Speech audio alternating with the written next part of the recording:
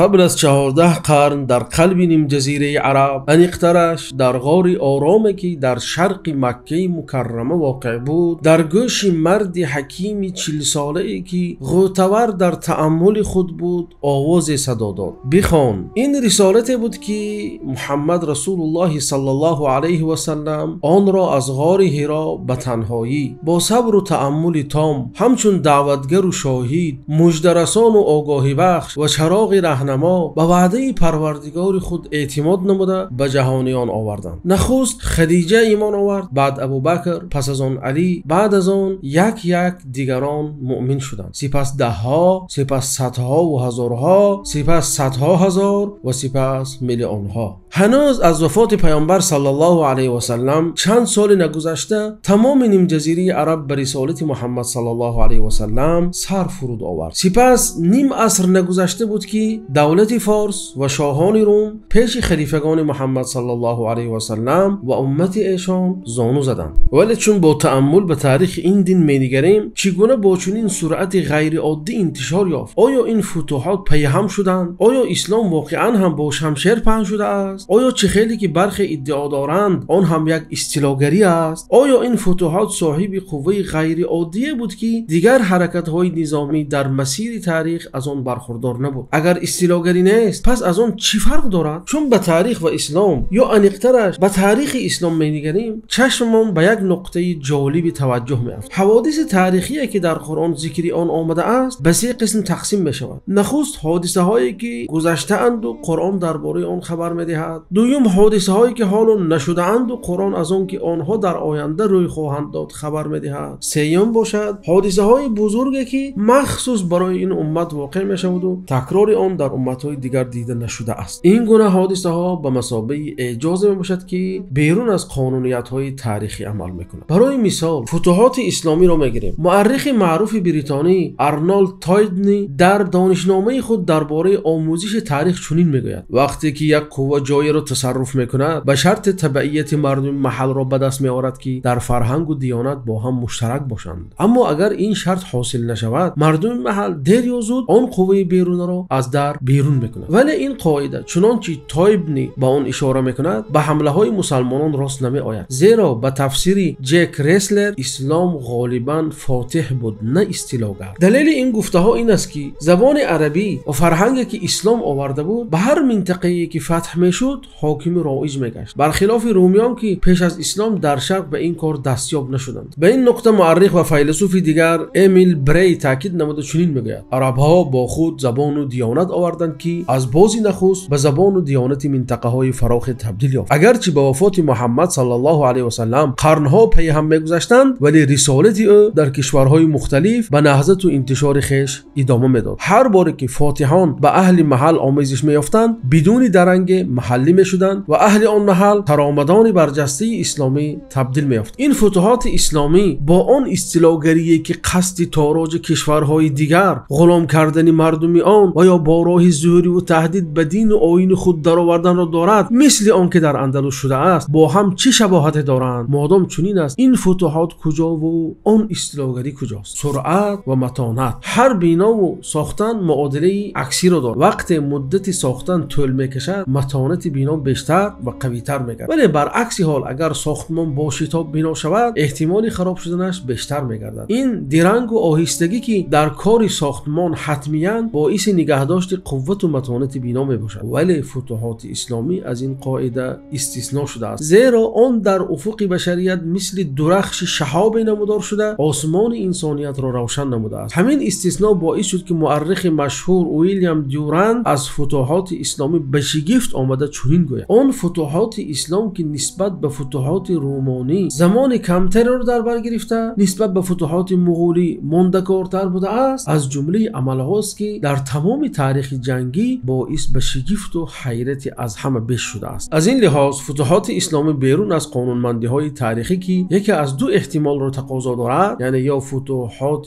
استوار و ماندگار که به مدت طولانی نیاز دارد و یا فتوحات سریع و بی‌درنگ که در صفحات تاریخ بدون اثری میگذارد سیر نموده است. این سیر بیرون از قاعده به اندیشه مورخ آلمانی ویلگوایزن و آمریکایی بیکر عامل اساسی در تاریخ انتشار اسلام بوده. از روی تقویم میلادی عهد دولت اسلامی از سال 622 در مدینه آغاز شده و عصر فتوحات فراگیر باشد. بعد 10 ساله شروع شده و هنوز یک عصر یا کمتر از آن نگذشته اغلب کره زمین زیر اطاعت آن درآمده است و این دین را پذیرفته است، دینی که تا حال در اکثر گوشه جهان از آن پیروی میکنند. آن فتوحاتی که به قول محقق آمریکایی مایکل هرت بزرگترین حمله انسانی میباشد که به وسیله آن یک توده کوچک توانستند ایمپریاهای بزرگ جهان را به لرزه درآورند. در نتیجه آن مرز اسلامی از شمال نیمجزیره عرب سر شده تا زمینهای ایمپری فارس را که در عهد دولت ساسانیان داشت فرا گیرد و از سمت شرق دامن ویزانتیا و ایمپری رومی را تنگ نماید. آیا این همه مربوط به مهارت جنگی بود و یا پیروزی های مبارک؟ با تیغ شمشیر اسلام به زوری پهن شده است. این جمله را بارها شنیده ایم. جمله که بار نخست از زبان پیاتر معظم برآمده و سپس آن را شرقشناسان و گلزدگان قپیده گرفتند. جمله بر اثر جنگ های صلیبی چنان انتشار وسیع یافته که در هر مناظره که مسیحیان اروپا بر ضد اسلام وارد میشدند چون سنگ اساس به کار میبرد. بعد از آن دیر نگذشته رسمان را شرقشناسان و شاوینیستان به دست گرفتند و از آن دام شک و شبهه در اطراف اسلام ساخت. آیا واقعا هم اسلام با تیغ شمشیر پهن شده است؟ باید گفت که مورخ بریتانی دلیسی آلری به این ادعا مخالف برآمده چنین میگوید: افسانه آن که مسلمانان متعصب به کشورهای دیگر حمله کرده اسلام را بالای مردم آن به زوری بار میکنند یکی از آن افسانه هایی میباشد که در پوچ بودن همتان ندارد، ولی تا حال آن را مورخان بیشتر از پیش روایت میکنند. برای چی؟ چون که رقم ها دروغ نمیگویند. چنانچه مورخ بریتانی هیو کندی قید میکند در طول 200 ساله اغلبیت ساکنان ایمپری اسلامی را غیر مسلمانان تشکیل میکرد، در حالی که مسلمانان به طور نظررس اقلیت بودند. زیرا مسلمانان بعد فتح مصر از 10% و بعد فتح عراق از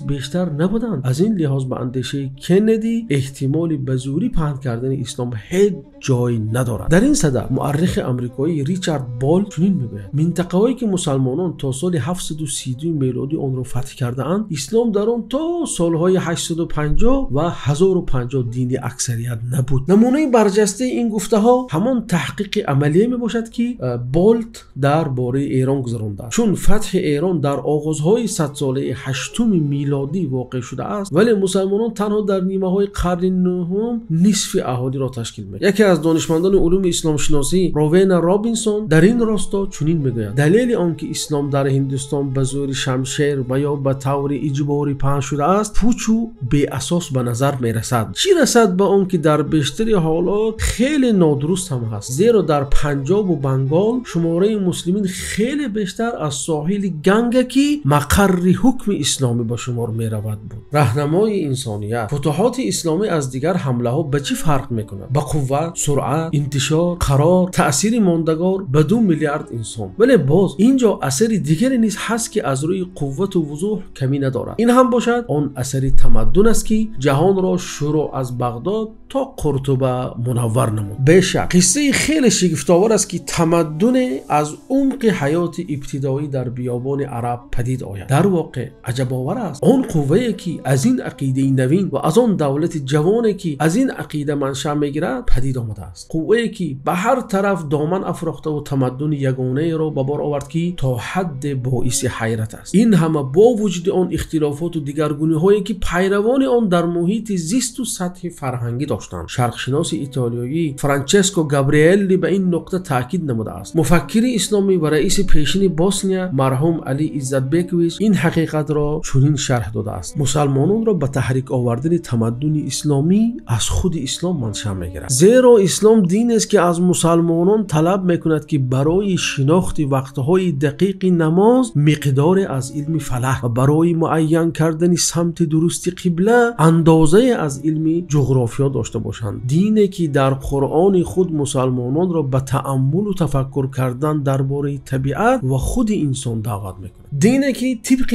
تعلیم آن آباد کردن جهان به آبادی آخرت وسیله بوده. هر کاری مباحی که شخص با نیت ثواب انجام دهد عبادت به شمار می‌رود. تنها با نیایش و پرستش اکتفا نمی‌کند. پیروان خود را به ترک دنیا و گوشه‌نشینی نمی‌خواند تا به والایت ایمانی رسیده باشند، بلکه شخص می‌تواند با قلبی که اندیشه آخرت را دارد به دنیا مشغول شود و به این حد والای ایمانی رسیده باشد. تمدن این اثر انسان به طبیعت میباشد، در حالی که آن فرهنگی که به انسان تاثیر میکند و او را به تحریک میآورد محصول آسمان و آن اسلام میباشد. به اندیشه مورخ فرانسوی ژان کلود شمیت نیز سبب پیشروی و ترقی مدنی در هر گوشه جهان که اسلام آن را فتح نموده است این همان قوت دینی مسلمانان میباشد. او میگوید وحشیان شمال تنها از دینی ضعیف پیروی میکردند، اگرچه سبب برهم خوردن ایمپریاها شدند، زیرا غایه یگانه‌شان همین بود که چون روم و چین در شرق شوند. ولی عرب ها دینی قوی داشتند. آنها مثل روم شدن نمیخواستند، بلکه میخواستند که جهان نو بنیاد کنند. همین بود که در مصر، فارس، عراق، امازیغ، امارت‌های روم، اندلس و عمان در هر جایی که پای گذاشتند تمدن اسلامی به آن اثر گذاشته بود. یعنی اسلام به مثال آب بود که کشورهایی را که تمدنشان از بین رفته بود از نو احیا میکرد. کار به حد رسیده بود که آثار تمدن اسلامی را تا حال در کشورهای اندلس که چند قرن پیش از بین رفته است میتوان مشاهده کرد. این عمقی که تمدن اسلامی داشت به اندیشه برخی به آن ربط میگیرد که اسلام با کشورهای فتح نموده‌اش با تحمل پذیری تام مناسبت میکرد، برعکس بنی اسرائیل مثلا که تعصب سخت داشتند و کسی را غیر خود قبول نمیکردند. مسلمانان باشند در حال با قوم‌های مغلوب شده بدون آنکه از خصوصیت‌های قومیشان خودداری کنند آمیزش می‌یافتند و آن جای نو را به وطن اصلی تبدیل می‌دادند. این مسئله را گوستاف لبان چنین خلاصه کرده است: تاریخ بشریت فاتحانی را مهربان‌تر از مسلمان‌ها ندیده است.